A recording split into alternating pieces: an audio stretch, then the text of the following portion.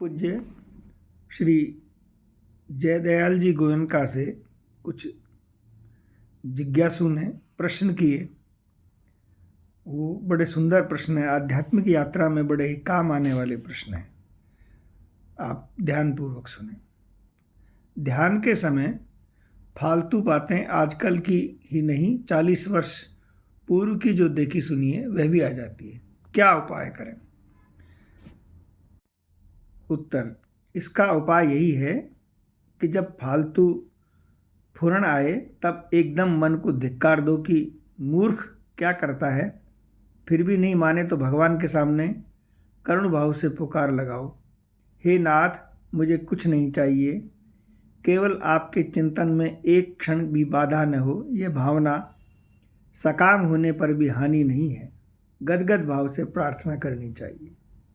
प्रश्न, ऐसा हो जाए कि सबसे घृणा हो जाए, फिर संसारी भावना ही न हो?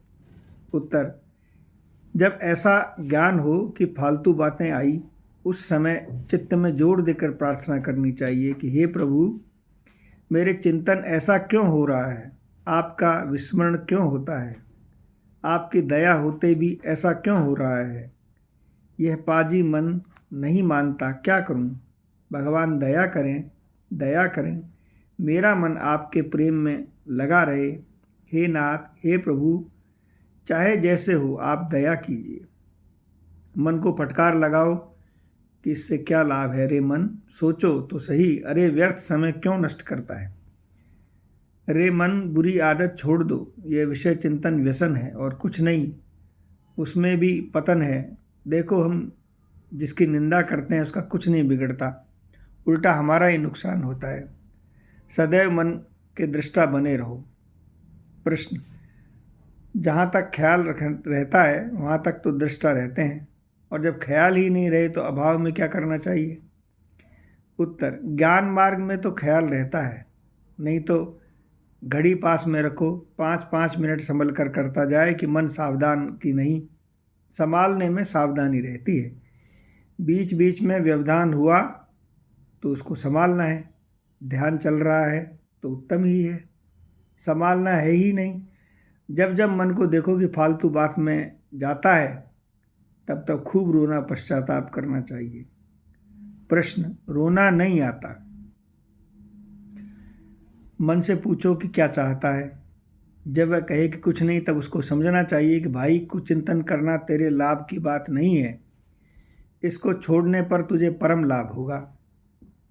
प्रश्न, समझाते में समय तो लगता है कि अब समझ गया, बिल्कुल सीधा हो गया, अब कभी विषय में नहीं जाएगा, किंतु फिर बिगड़ जाता है। जैसे कुत्ते की पूंछ बांस की नली में रही तब तक सीधी, और नली से निकाली तो फिर टेढ़ी की टेढ़ी। उत्तर, मन इंद्रियों को ढीला नहीं छोड़ना चाहिए, ढीला छोड़ने से ही ये उत्पात करते हैं। सदैव वश में रखो, सावधानी रखो, सावधान रहो। मन में ऐसा भाव जमा लो कि भगवान सर्वत्र विराजमान है। प्रश्न, पदार्थ देखते ही भगवान की याद नहीं आती, क्या करें? पदार्थ याद रह जाता है। भागवत में जिस प्रकार बलदेव जी बछड़े ग्वाल बालों को कृष्ण में देखा था, वही बलदेव जी को कृष्ण केवल कृष्ण ही दिखते थे। ब्रह्मा जी ने सोचा कि मैंने बछड़े चुरा लिए, तो कृष्ण ने क्या किया? ऐसा सोचकर जब देखने लगे तो ऊपर से तो बछड़े ग्वाल बाल दिखते थे, किंतु अंदर तो केवल कृष्ण ही कृष्ण दिखे। इस प्रकार जिस पदार्थ में मन लग जाए, ऊपर से तो पदार्थ है ही, किंतु भीतर उनमें अपने इष्ट देव श्री कृष्ण को ही देखो। ऐसा करने से पदार्थ याद नहीं रहकर कृष्ण ही याद रहेंगे। जैसे कांच का महल बना हुआ है और उसमें जिधर देखो महल ही महल दिखता है, तो संसार में स्थान में कांच की कल्पना करना और अब बिंब को इष्टदेव का बिंब देखने में सर्वत्र एक वही दिखेगा। सर्वत्र वही है, रोम रोम में, पत्ते पत्ते में, कण कण में, केवल वही है। निश्चित बुद्धि से देखो, भगवान के अर्पित मन से, बुद्धि से देखो। जो ध्यान में युक्त हुआ निरंतर लाभ हानि में संतुष्ट है तथा मन और इंद्रियों सहित शरीर को वश में किए हुए है, मेरे में दृढ़ निश्चय वाला है, वह मेरे में अर्पण किए हुए मन बुद्धि वाला मेरा भक्त मेरे को परम प्रिय है। ये गीता जी का 12वां श्लोक है 14वें अध्याय का। बुद्धि को दृढ़ता से अर्पण करो, मन से चिंतन करो, बुद्धि से निश्चय करो, तो वह प्राप्त होता है। एक ईश्वर भक्ता वह भगवान की पूजा किया करता था। उसकी भावना ये थी कि सब में भगवान है। इस प्रकार की भावना करते करते एक दिन वह पुष्प चढ़ाने लगा और उसमें पुष्प में भी साक्षात भगवान दिखे। तो पूजा की जो सामग्री उठाता उसमें सामग्री में साक्षात भगवान ही दिखते।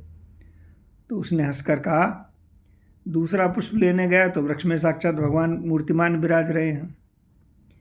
वह भी यही हाल, क्या करें, अब तो पूजा बंद हो गई। भक्त ने कहा, भगवान तुम दिखते हो, मुग्ध हो जाता है। फिर स्तुति भी कहा, भगवान आपकी पूजा मैं कैसे करूं, सब कुछ तो आप ही हो।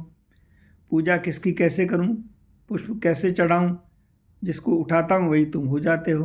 तो मेरी पूजा तो बंद हो गई। प्रभु ने प्रकट होकर कहा कि तुम्हारे स्वभाव की पूजा कैसे करूं, तुम्हारी असली पूजा यही है।